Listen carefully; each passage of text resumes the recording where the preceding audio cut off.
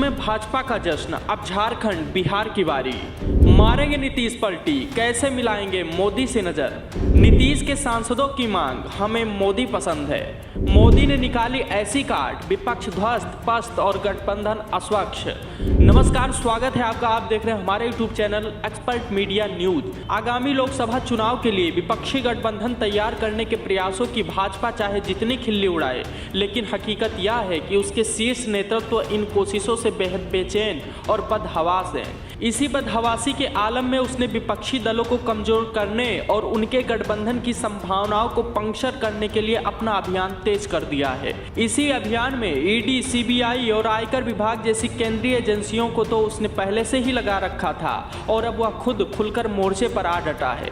महाराष्ट्र में एनसीपी के टूटने और सरकार में शामिल होने की घटनाक्रम इसी अभियान का हिस्सा है। ऐसा ही घटनाक्रम आने वाले कुछ दिनों में बिहार और झारखंड जैसे राज्यों में भी दोहराया जा सकता है। कर्नाटक में करारी हार और उसके बाद विपक्षी गठबंधन की दिशा में हुई सक्रिय पहलकदमी से भाजपा का शीर्ष नेतृत्व कितना हैरान परेशान है, इसका अंदाजा इन दिनों प्रधानमंत्री नरेंद्र मोदी के भाषणों से भी लगाया जा सकता है।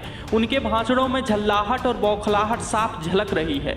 पिछले महीने 27 जून को प्रधानमंत्री मोदी घोटाले के घटाटेप से घिरे मध्य प्रदेश की राजधानी भोपाल में थे। वहां उन्होंने अपनी पार्टी के एक कार्यक्रम में भाषण देते हुए विपक्षी नेताओं को नाम ले लेकर उनके कथित घोटाले गिनाए थे। प्रधानमंत्री के इस भाषण के 2 दिन बाद ही अजीत पवार दिल्ली में गृह मंत्री अमित शाह से मुलाकात की। उस मुलाकात में जो कुछ तय हुआ वह 2 जुलाई को पूरे देश ने देख लिया। मोदी अपने भाषणों में जिन नेताओं को जेल भेजने की बात कही थी, वे जेल जाने के बजाय भाजपा के साथ आ गए और मंत्री बन गए। बहरहाल महाराष्ट्र के घटनाक्रम के बाद आने वाले दिनों में बिहार और झारखंड में भी यही खेल दोहराया जा सकता है। इस बात का संकेत और कोई नहीं बल्कि इन दोनों राज्यों के भाजपा के नेताओं की ओर से दिया जा रहा है। इसी सिलसिले में पहला नंबर बिहार का हो सकता है। बिहार की बारी 2 वजहों से हो सकती है। पहली वजह तो यह है कि 1 साल पहले 30 जून को जब भाजपा ने शिवसेना को तोड़कर उसके अलग हुए धड़े के साथ मिलकर सरकार बनाई थी, उसके कुछ ही दिन बाद बिहार में नीतीश कुमार ने भाजपा से गठबंधन तोड़कर राष्ट्रीय जनता दल और कांग्रेस के साथ मिलकर सरकार बना ली। यानी भाजपा को महाराष्ट्र में मिली खुशी को बिहार में नीतीश कुमार ने गम में बदल दिया।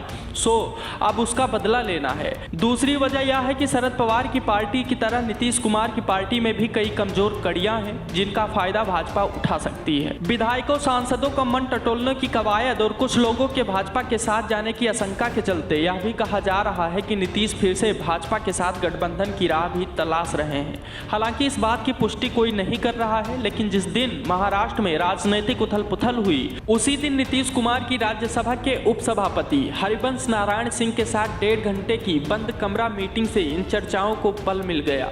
बहरहाल अब विपक्षी एकता के सक्रिय प्रयासों के संकेत, भाजपा की घबराहट और प्रधानमंत्री के तेवर को देखते हुए कहा जा सकता है कि बिहार के साथ साथ झारखंड में भी विपक्षी गठबंधन की सरकार को गिराने और उन सरकारों में शामिल करने के लिए पार्टियों को तोड़ने की कोशिशें भी होंगी। नमस्कार।